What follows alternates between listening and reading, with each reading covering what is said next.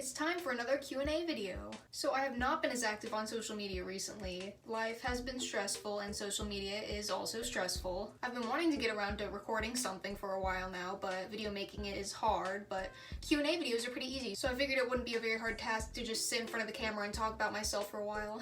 So I asked for questions on Instagram, so that's where all of this is coming from. I probably should have done it on YouTube because that is where people watch my Q&As, but next time. Half of the questions people sent in were questions that I've already answered once or twice. But like, no hard feelings, you know? You don't have to consume every piece of acid milk content that I put up. So I'm just gonna put the beginning as like a little bit of a frequently asked questions section. Nobody asked me this on Instagram, but on YouTube people are always asking how old I am. I'm 20. I'm not 16, I'm not 12. I don't know where some people got 12 from. I would hope that I don't give off the vibes of a 16-year-old. And I have a bit of a full baby face happening. So like, you know, I get it, but I am 20. Like, I'm still young, but please stop asking if I'm 12. Sometimes I'll feel like I'm still 16, like I'm stunted at 16, like I just stopped developing past like maybe even like 13 almost, but then I'll like hang around people who are around 16 and then I'm like, oh god, this is not who I resemble anymore. So I don't know, sometimes y'all got me concerned in the comments for sure. What hair colors have I done and which were my favorites? I can put up a hair timeline because I've already made that and I can just push it and show you. I have done almost every color in the rainbow. The only thing that I don't think I've done is yellow, and I was going to do yellow but then I didn't do yellow. My favorite was probably doing neon green. I did half black, half neon green, and that was really cool. For that one, I used Pravana's neon green, and I fucking love that color. I would highly recommend it. Nobody asked this, but in terms of my least favorite, it would probably be what I have right now. This is certainly a high maintenance hair job that I've put myself in. I've got the fucking bleediest black in the entire world on my head. And then, you know, of course, I decided to put blonde where all the other bleeding colors are happening, so it's not really blonde anymore. But, like, it's fine. I'm living. Have I always been seen, and when did I start getting into scene culture? I definitely started around middle school, and I haven't been consistently seen. I've always been consistently alternative, but my main interests have always been focused in the Warped Tour scene, I would say. So, I don't know, I guess since I was 11, I've been in it. Definitely not new to the game or anything. But I did start dressing, like, officially seen in September of 2020, when we all started kind of regressing to our past interests, and I was like, fuck, I'm gonna become a scene kid. And it's fun, I enjoy it. It was a good decision to make. 11-year-old Anna is definitely satisfied. My favorite band is Of Montreal. I listen to a lot of different artists, but Of Montreal is consistently my favorite. And I know looking at me, you probably thought I was gonna say like the Medic Droid or some shit, but the Medic Droid is cool too. So I think that's about it for all of my frequently asked questions. So I also got a lot of questions about my piercings, which I figured I would just like throw into the video. Piercing Q&A. Do you have any advice on letting your parents get piercings? Wait, your parents letting you get piercings. God damn. I was really young when I got my first piercings. My parents' main concern was like, you go to middle school. Is your middle school gonna allow this? And they did. So I would say make sure logistically you're able to get pierced. And like, honestly, it just depends on your parent. You kind of have to just read the room and see what you think they're gonna allow you to do. Do not pierce yourself though.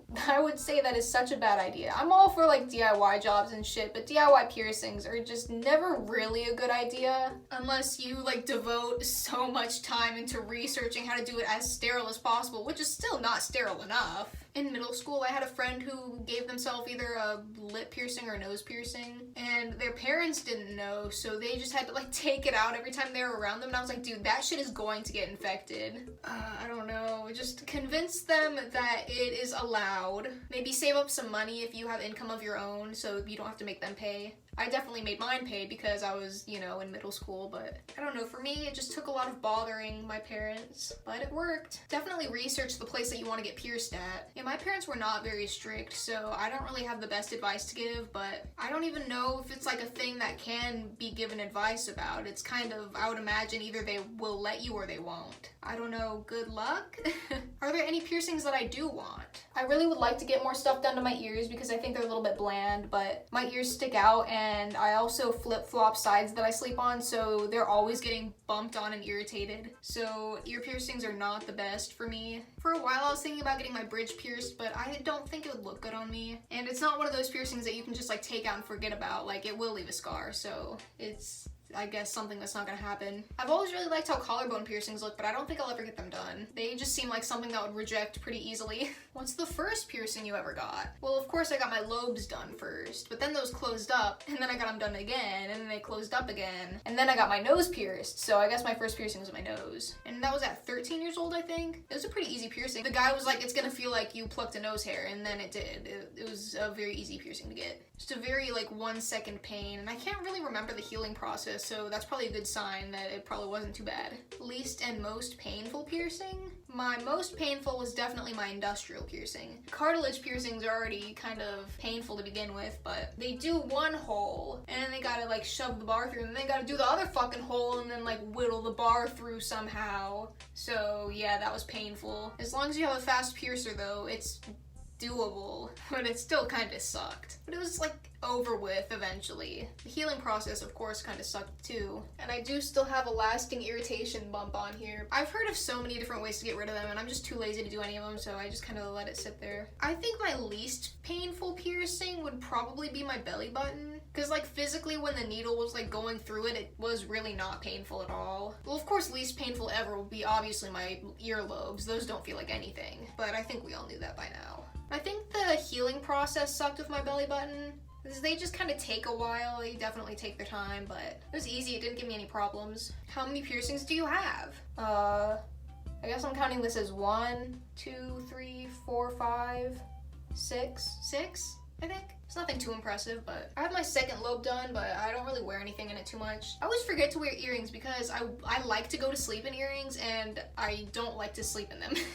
Like, I'm too lazy to take them out, and then I'm like, oh fuck, these are annoying. So I usually just leave them out and hope they don't close. How old were you when you got your piercings? Nose was 13, I think snake bites were 14. My belly button, I was in freshman year of high school. I got my industrial and my first lobe done at the same time. I might have been about 15 or 14 or 15. I don't even remember when I got my second lobes done. Earlobe piercings are not an event at all. They're so underwhelming. So yeah, I don't know, young. And people were asking questions about my snake bites. How or if they affect when I eat, and pain comparisons. So my snake bite healing process, it was just more annoying than anything because they're just always sore and they're in your mouth and you have to feel them all the time. And then you want to like play with the jewelry because it's in your mouth. And especially because when they're healing you have to wear studs so they'll like heal properly. And I fucking hate wearing studs. They're so obnoxious because like when you eat, sometimes if you like aren't careful enough, they'll like snag on your bottom teeth and it's like, It's always surprising and always unpleasant, especially when they're still healing. It fucking hurts. I mean, it's nothing that would have stopped me from getting my snake bites done, but it was an obstacle in the healing process for sure. And they're definitely one of the ones that you have to be like more hygienic about with cleaning. Not to say that you like can ignore cleaning your regular piercings, but I mean, they're in your mouth, so it's like extra gross is what I'm saying. So for normal people, that isn't much of an issue, but for me, like I am lazy, and yeah, I was always just like, oh fuck, like I have to brush my teeth tonight. I also really liked picking the crusties off my lip studs, which I don't think you're supposed to do, or I think they tell you not to do it, but it's fun. It's a lot of fun. With pain comparisons, I don't really know what I would compare it to because it's definitely been like, what, 6 years since I got them done. When you get them, they're really not that painful. I mean, it is like a needle going through your lip, but that's all it is. It wasn't anything like a cartilage piercing. It was kind of like in the middle of the pain chart. It was definitely one of the ones where I was like, oh, I thought that would be worse. And then after that, they're just fucking sore and swollen. I don't know. They're not very intimidating piercings. I would say go for them if you're thinking about getting them. And I really like the rings that I have in now. I used to wear bigger rings and they would like flop around all the time. I didn't know that they were too big. So now I got rings that actually fit my lip and they're fine and I can just ignore them completely. So I think I'm done talking about my piercings. All right, on to the regular questions. How are you doing? As of now, fine. Things have been hectic. There have been a lot of stressful life events happening, but I did get put on anxiety medications, so now I'm not stressed about them. God, it was so needed too. Like, I've had chronic anxiety literally all my life. Like, I don't have health insurance, so I just like got one of those apps that you video chat an online doctor for like $100 and then like they just prescribe you something. It was so easy. I was like, hey, my friend got put on these anxiety meds. Can I get some? Because I'm jealous. And she was like, okay. And now I feel like a normal, balanced, and functioning person. What? But I am only on day 3 of my medication, so hopefully those things don't change. What's your favorite thing about scene culture? It would probably be easier for me to talk about the things that I hate about scene subculture. I just like having an excuse to wear bright and obnoxious clothing. That's really it. Like, there's certainly a lot of drawbacks. Like, there's a lot of young people in the community, and young people love to have drama, so I always, like, see drama happening in the communities around me, and I'm like, oh, nothing has changed. There's a lot of scene artists who are problematic, and it's definitely a drawback. I just like fun clothes and bad electronic music. What's a style you think is neat but wouldn't wear yourself? I would say like any version of goth, any sort of goth subculture. I mean, like, of course, sometimes I'll just like throw on an all black outfit with like a long black skirt and call it a day, but I think there's so many cool aspects to goth culture, and it's just not something that I'm connected to, so I'm just like rooting for them from afar. Also, I feel like they wear a lot of shit. Like, I can only wear so much clothing and accessories at one time. I feel like being goth requires a lot more commitment. That reminds me of that John Mulaney bit, like, oh, I gotta put all this shit on again. Every single day you have to put on like new makeup and nail polish and Satan stars. That's essentially my feelings towards goths, but in a good way. What was your luckiest thrift item found? Doc Martens. However, these Doc Martens are very small and they are very falling apart on the inside. But I am able to squeeze my feet into them, and you can't tell that it's internally shedding, so I can wear them out. It's just, you know, usually not for long periods of time because they end up hurting. But I refuse to give them up because they're the only pair of tall boots that I have, and I love them. What's your favorite song at the moment? Two songs come to mind that I keep playing on repeat, and that is No Children by the Mountain Goats and Gallery Piece by Of Montreal. If that tells you anything about where my life is right now. Ugh. Oh god, I just remembered I didn't put on contour. I hope that doesn't look too weird. Sometimes I feel like putting on contour makes me look even weirder than I do normally, but usually when I put on a full face of foundation, I try to contour myself. Whatever, it's fine. It's just what I look like. What bands were you into as a kid in the scene compared to now? Blood on the Dance Floor.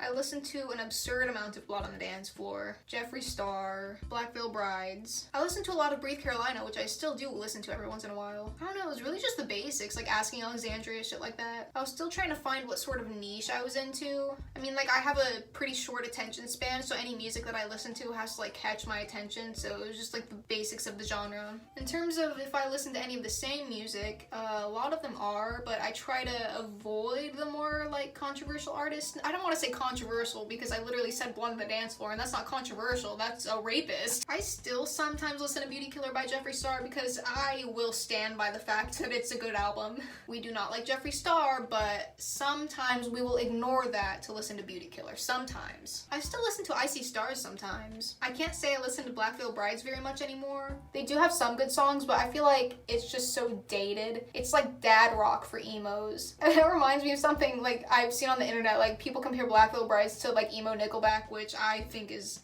yeah, not trying to shit on Nickelback or anything, but they do definitely give off the same vibes. I still listen to Asking Alexandria quite frequently. They definitely have some bangers. I don't know, I would say I listen to like mostly the same music, but nowadays I'm never really in the mood for listening to emo music and stuff like that, so in terms of the emo bands that I do listen to, they're mostly the same. Favorite flavor of Monster? Definitely the oat milk Java Monster. That shit slaps. I also really like the red zero sugar. I have not been drinking Monster recently. It gets expensive, and also I'm trying to not drink caffeine, but we'll see how long that lasts. But of course, the white zero sugar is always like the baseline. It's very neutral, very easy. I also really like the watermelon zero sugar. I never really drink the Monsters that aren't zero sugar because I just don't really like sugary drinks. Like, you know, a few years ago I was going through my like health conscious phase, so I stopped drinking sugary drinks and stuff like that in favor of like diet shit. And now when I drink stuff that isn't diet, it's just like shocking and like I don't like it. So I don't know, I guess my taste buds are just there now, and now I have to drink fucking ultra fucking whatever. What do you do for fun?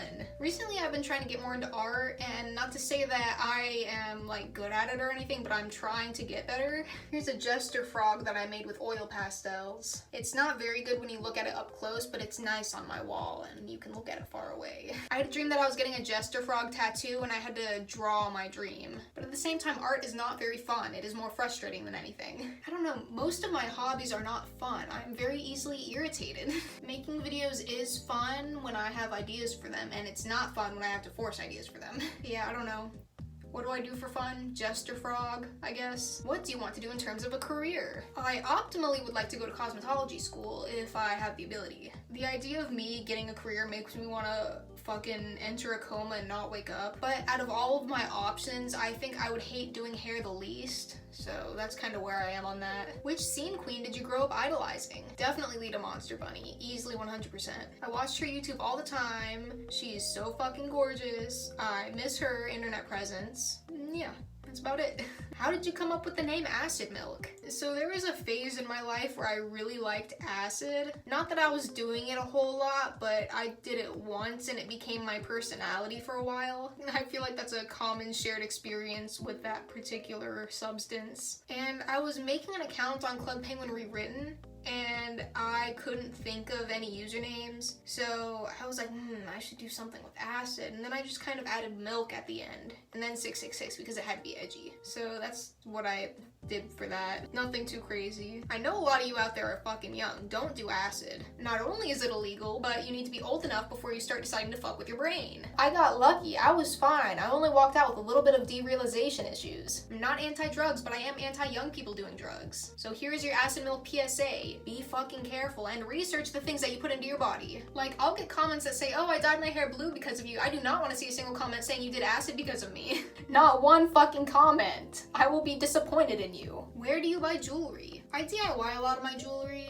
but I kind of buy it everywhere. I mean, thrift stores. I used to get a lot of jewelry at Hot Topic and Spencer's, but I don't really go there anymore. A lot of my jewelry is from a store called Earthbound. Sometimes I get some from Walmart. It's just all over the place. You just gotta keep your eyes open. Do you play any instruments, and have you ever thought about starting a band? I have thought about starting a band when I played bass and guitar, but unfortunately for me, I have social anxiety, so that never really worked out too well. I would find mutual friends that played instruments, and we'd be like, hey, let's start a band, and we'd meet like twice and just realize that we have no idea what we're doing, and we would disband promptly. Yeah, I was taking guitar lessons for the longest time, but I stopped because guitar lessons are like one-on-one with a dude, and my anxiety just got too fucking bad. Like, I was skipping weeks and weeks, like, because I would have anxiety nausea. It was just the worst. It was simply the worst. So, unfortunately for me, I had to stop getting good at guitar.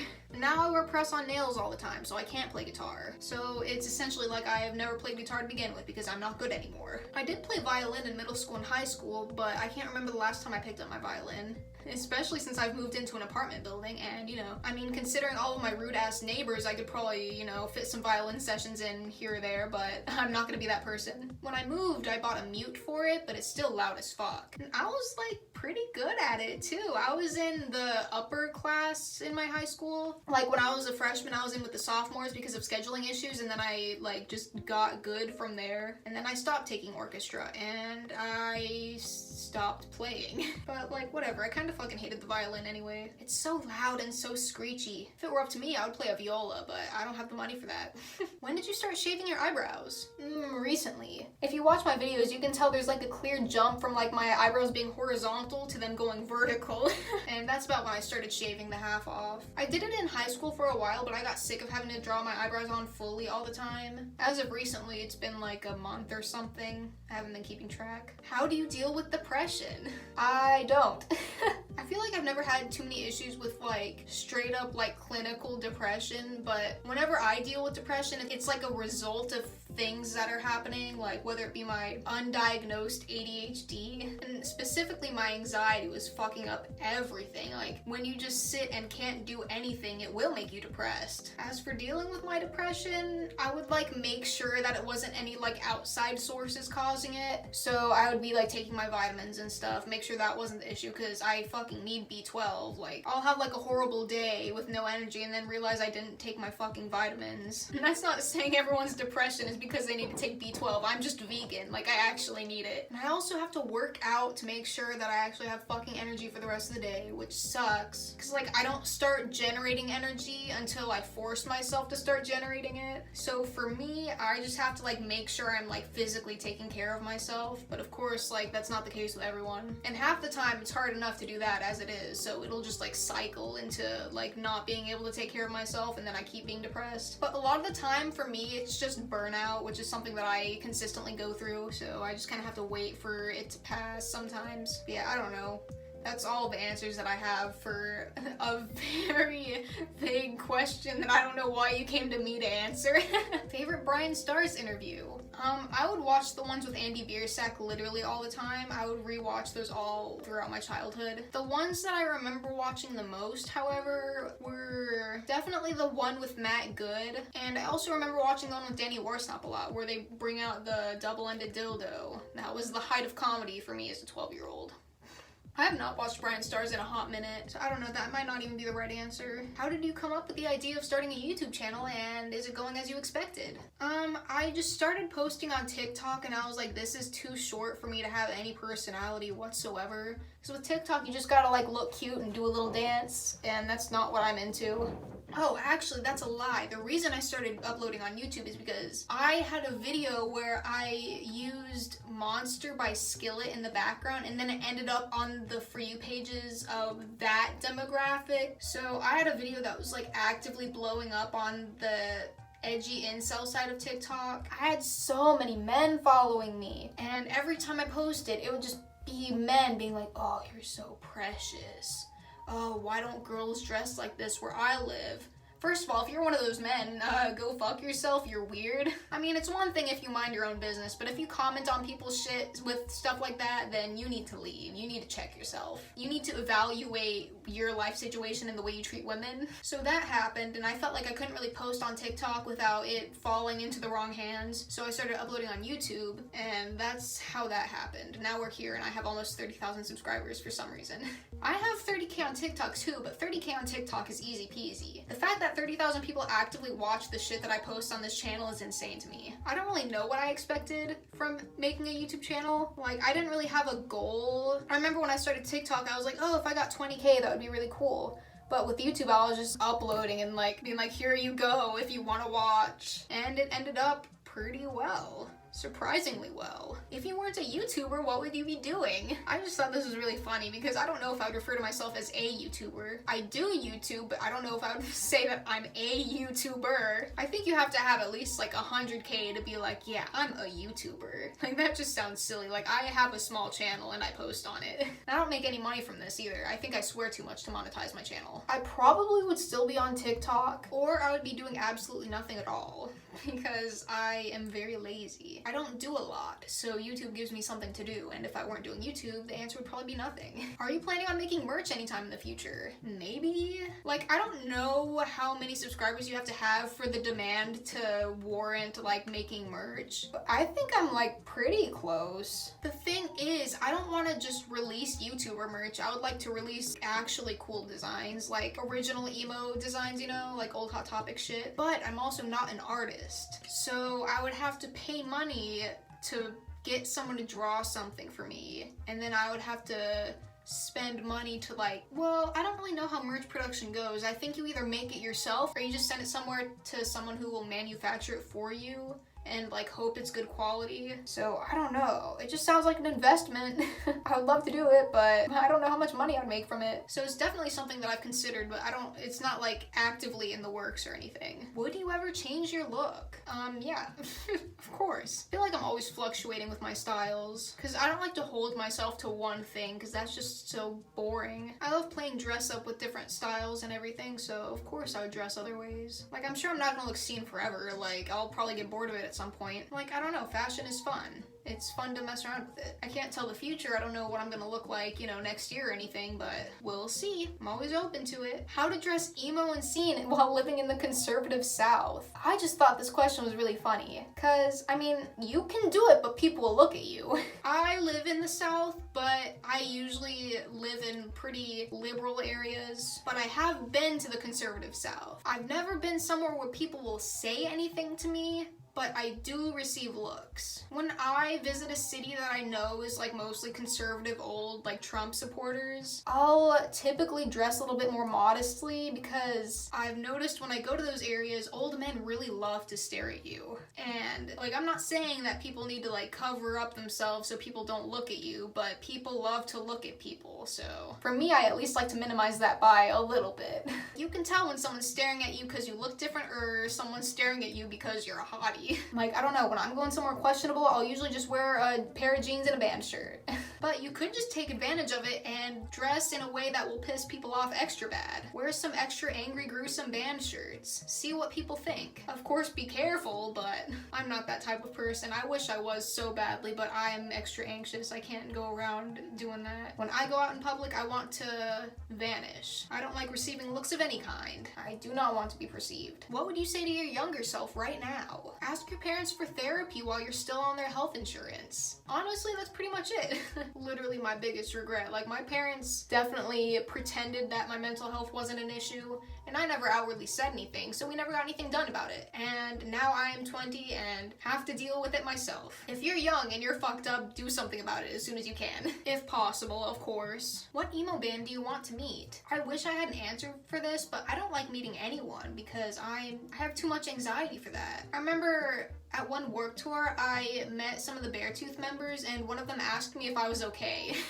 If that gives you any idea of the type of person that I am. I don't like meeting people. I don't think I need to meet anyone. What's a band you hate but can't stop listening to? I'd probably put Jeffree Star under this category. I've always been fascinated by the Jeffree Star lore and his shitty little music career, but of course he is not a good person. I wouldn't say he's one of the people that I can't stop listening to, because I can go periods of time where I definitely forget about him, but I would also probably put Mindless Self-Indulgence under this category as well. I definitely like some of their music. A lot of their music is bad, but I like some of it. I always hear about how like all the members are just such horrible people, and I'm like, well, I just like want more good people to make music. I'm sick of falling in love with a band and they turn out to be terrible. And this isn't me just being like, oh, cancel culture. Like, I want people to stop being shitty so I can consume their content without guilt anyway. I don't know, there's probably a million examples, but that's all I got for right now. How long did it take for your short hair to grow out, and how did you style it during the growth phase? Well, recently my hair's been pretty long, but I did shave it freshman year of high school, and I mostly just had it in a pixie cut, but there definitely was this